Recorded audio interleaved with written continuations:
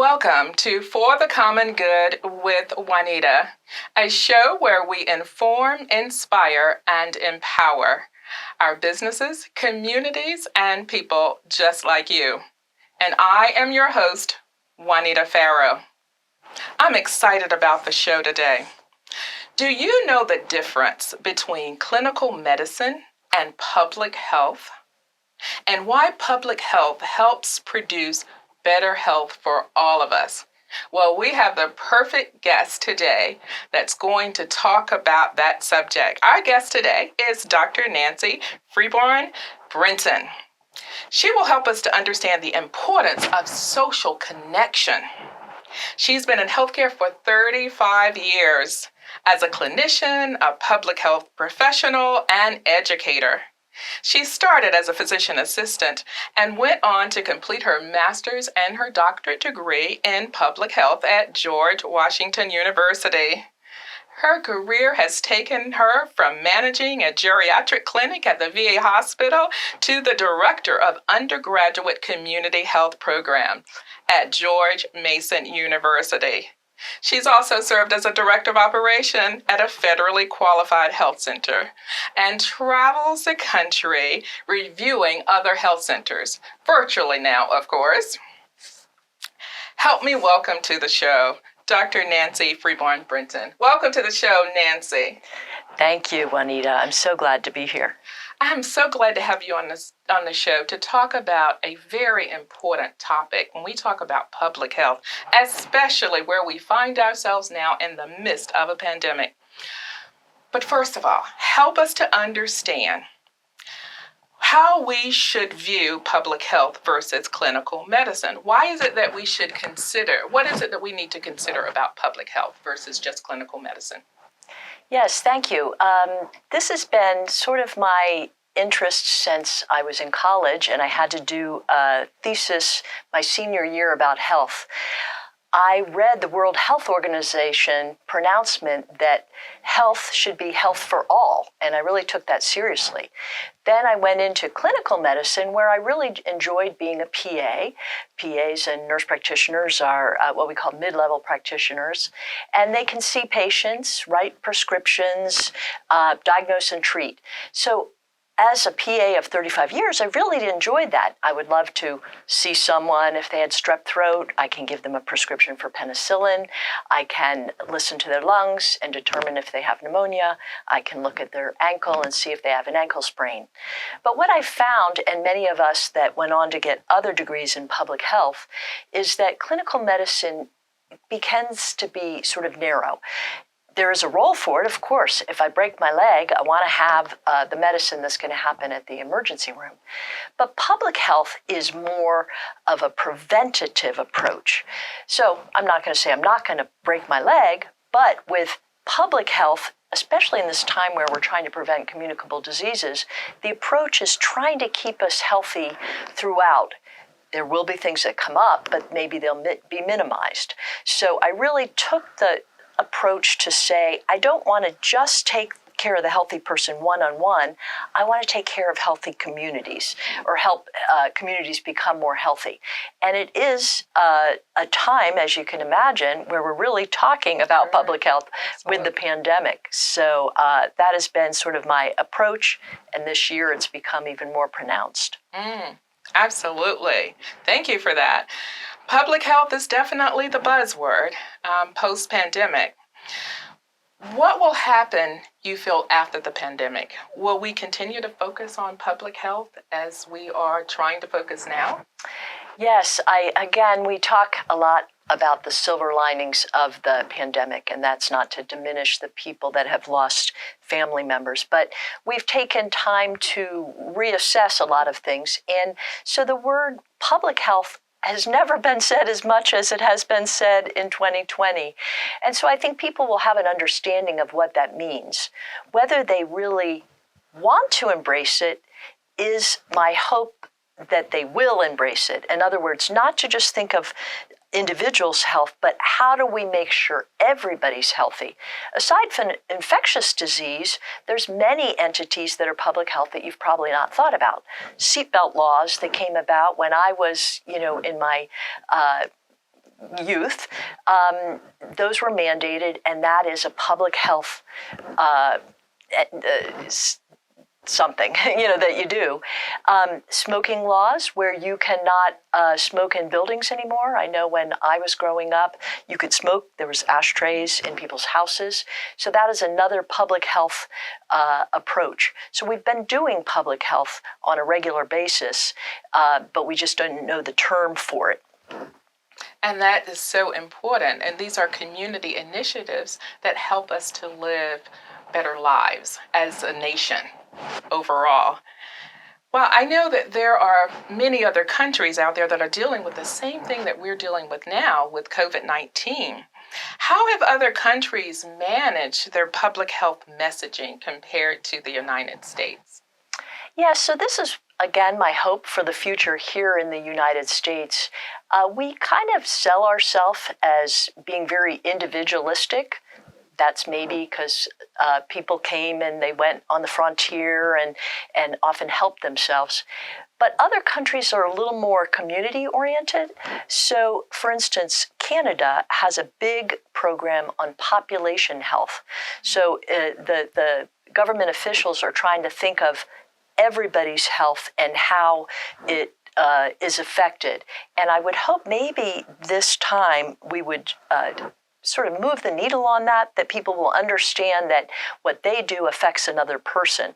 Because in the long run, it's not those that just have really good health insurance that need health.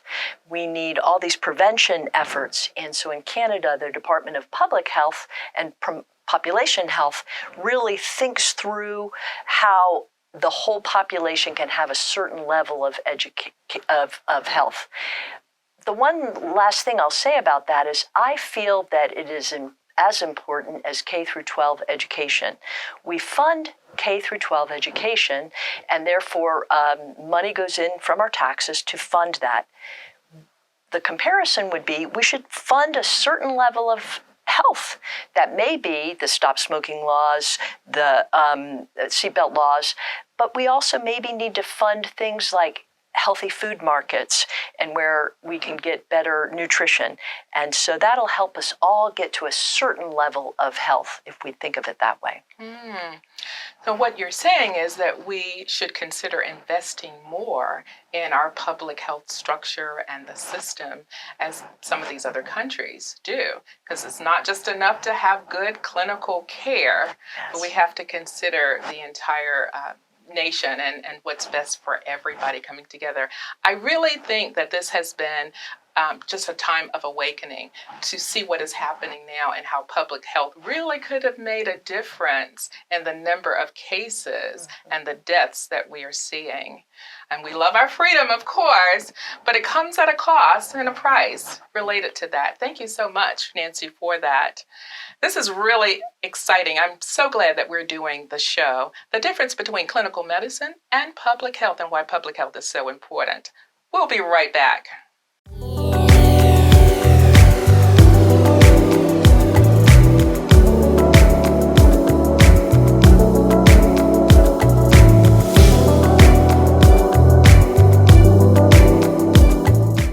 Welcome back to For the Common Good, and I am your host, Juanita Farrow. And today we are talking with Dr. Nancy Freeborn Brenton, and we've been talking about public health and the importance of public health, but also the importance of staying connected.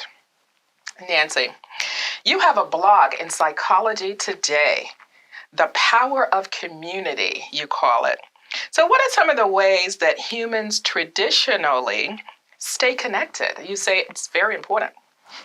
Yes, this was actually a passion of mine. I had the clinical medicine background. I went back to get a master's and a doctorate in public health. And with that, I was very interested in social sciences. I loved anatomy and physiology and the clinical medical sciences, but I also was informed about anthropology, sociology, and psychology, and I felt that that also influenced health. So my particular thesis for my doctorate was different than many theses would be. I looked at what we call social support and health. Turns out there was a lot of research on that mostly in Europe. So there were European studies looking at whether someone who had social support was going to have less heart attacks. And as many things, studies in the 90s were done mostly on men. So I was able to do a study, one of the largest study in women, postmenopausal women. It was the Women's Health Initiative that I was a research assistant at.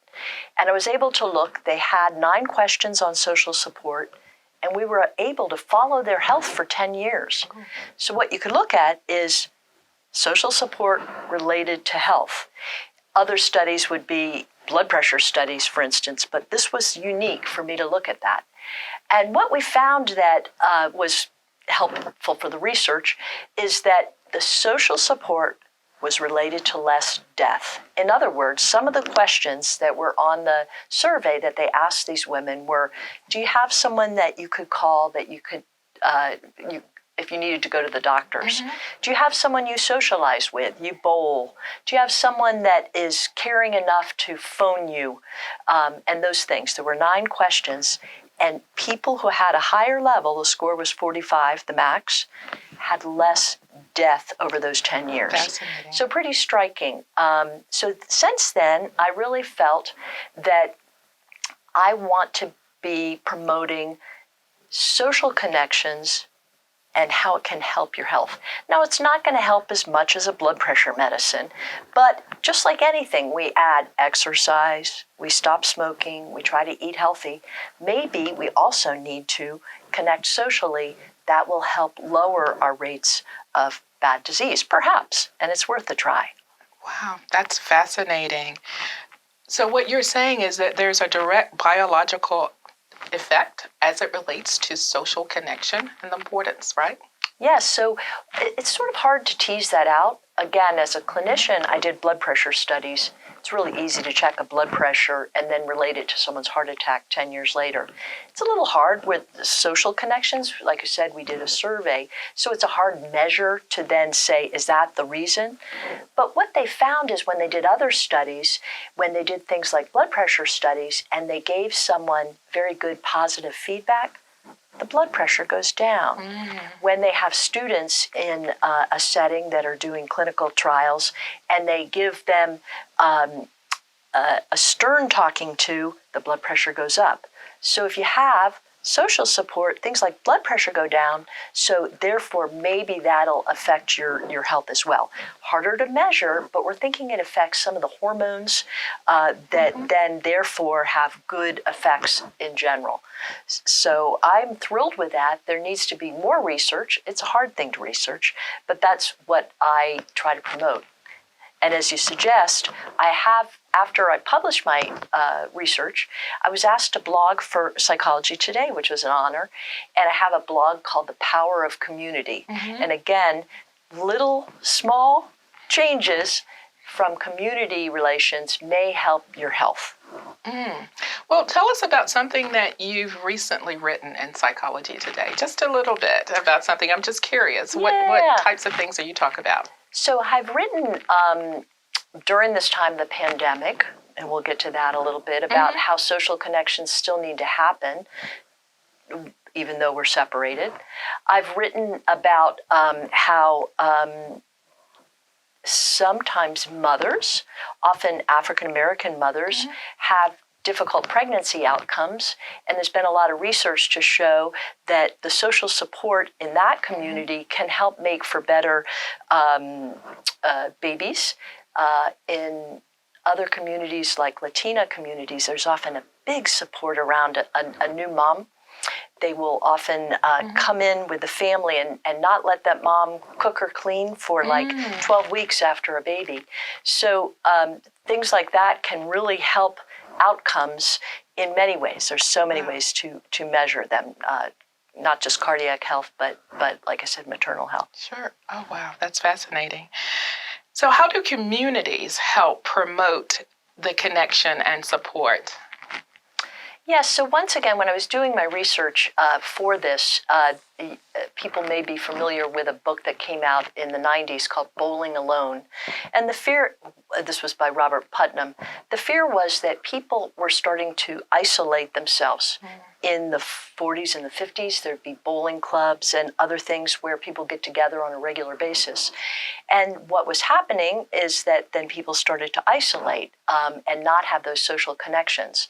So I felt that it's good to kind of prod people to keep their community connections. I'm involved in my church, as I've talked to you about that, Juanita. I'm involved with some other committees in my neighborhood.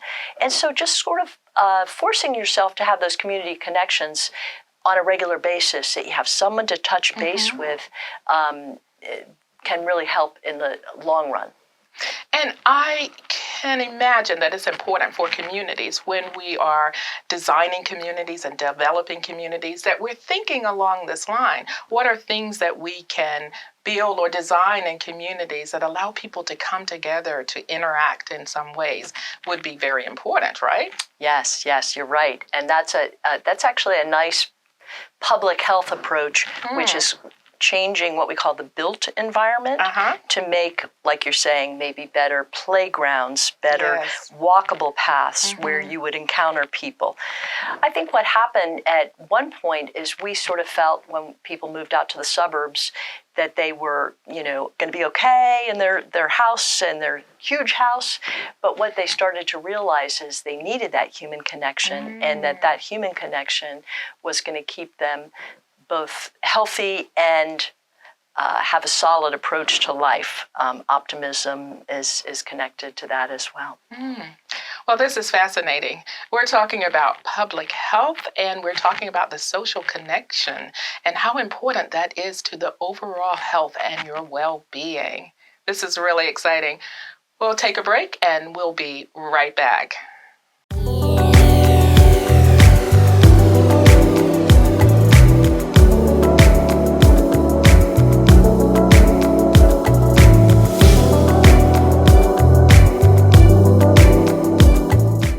Welcome back to For the Common Good with your host, Juanita Farrow, and I'm talking to Dr. Nancy Freeborn Brenton, and we've been talking about public health and the importance of public health, especially now in the midst of a pandemic.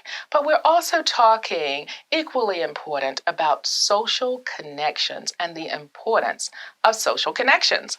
So I wanted to ask you, Nancy, how do we safely socialize during a pandemic? There's a lot of people that want to know the answer to that. And, this year has been such a challenge, but with challenges come creativity. So I think that people are being creative. I kind of looked at this back in March, and I knew it was going to be a 2 to 3 year time frame when you look back at the 1918 pandemic. And even though we have more modern medicine than we did 100 years ago, we know that the vaccine development was going to take a while. So at the beginning, I was as strict as anyone was, but then I loosened up a little bit because I realized everything is a risk-benefit decision. And I have seen some neighbors in my neighborhood that have not come out at all. They've ordered groceries in, they've ordered Amazon in, and that's their prerogative.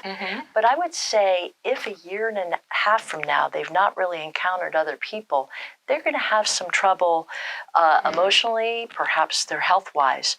So I think the goal is that we've got to think of some ways to connect during this time. I've seen it said that there's a good risk scale of 0 to 5.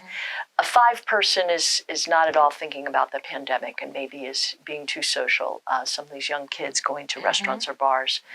But the person who's a 0 or 0.5 is the one who's isolating so much. So they are going to have other effects from that. So what you need to do during the pandemic is, of course, we're not wearing masks right to this moment, but you need to have the protections in place of mask wearing and distancing and do what a lot of people are doing. People have been very creative. Hiking, outside, kayaking, playing frisbee, going outside and walking just around their neighborhood.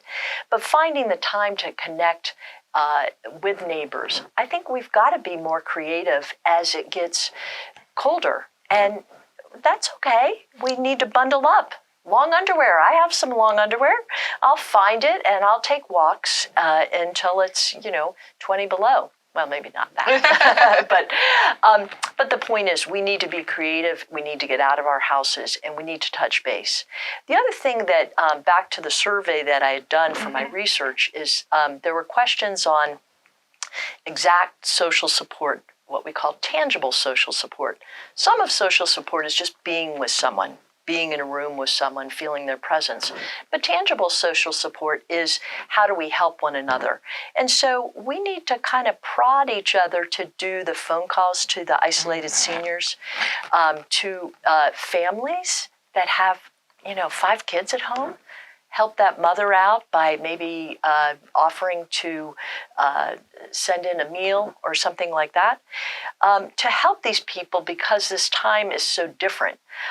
So I don't know if your listeners can make a pledge. I know in our church, which we've been doing Zoom, we asked everybody to call someone on the registry, someone they didn't know, and to make a contact. You can do that with other groups, sorority, other committees that you've been on in your neighborhood. Maybe your kids' sport team that they're not playing soccer right now because of the pandemic, but you know those parents, or people from being on a homeowners committee or something like that. But the point is, we have to kick ourselves a little to be out there to help others, and it's going to be different than during the time when we're able to say, I'm going to have people over for a party inside, because we can't. My role models are my parents. My father is 85, and he's the master of the Zoom call. He has a church call, he has a book club, and now he has a current events club where he's connecting with other seniors via Zoom. Each of these is once a week. And I think so that has been great for my parents to have that ability to connect, because we can't see them at Thanksgiving. And I just hope that they can do some of these phone calls and Zoom calls to stay connected. And it's going to be especially important during the holidays. It's sometimes there's more depression during the holidays, and feeling down because of the holidays sometimes, and feeling lonely. And now with the pandemic on top of that, just think of how it's going to be. But the importance of reaching out to someone. And sometimes I find myself, if I haven't heard from someone in a while, I'll, call them and see what's going on. Are you okay? Haven't heard from you or seen you on social media. I have a social media following. Haven't seen you on social media lately. Are you okay? Yeah, I'm okay. I'm just going through some things, or they'll tell you a story or whatever. But just the importance of reaching out and staying connected. I know there's a lot of concern about the winter months. Well, and back to sort of where we started with, I feel like public health is preventative. So that would be and the common good of prevention and public health is that we all have to kind of look out for each other. Excellent. And so therefore that phone call, even if it's to someone that's your cousin's cousin and you haven't seen them for a while, but let me check on Charlie. I know his wife died, or something like that. I think we've got to push ourselves, and that's where I'm a believer in the community effort to help everybody during the pandemic is very important. But it will also help you, because you'll get the positive hormones as well. Isn't that amazing? And we're all in this together, aren't we? Yeah. If we're going to get through this, we're going to get through this together. And that's so important. Thank you so much, Nancy, for being on the show with your wealth of knowledge on public health, but importantly, the social connection now and how important that is. You've been listening to another show for the common good with your host, Juanita Farrow. Excited about the show today. Join us next time for the common good.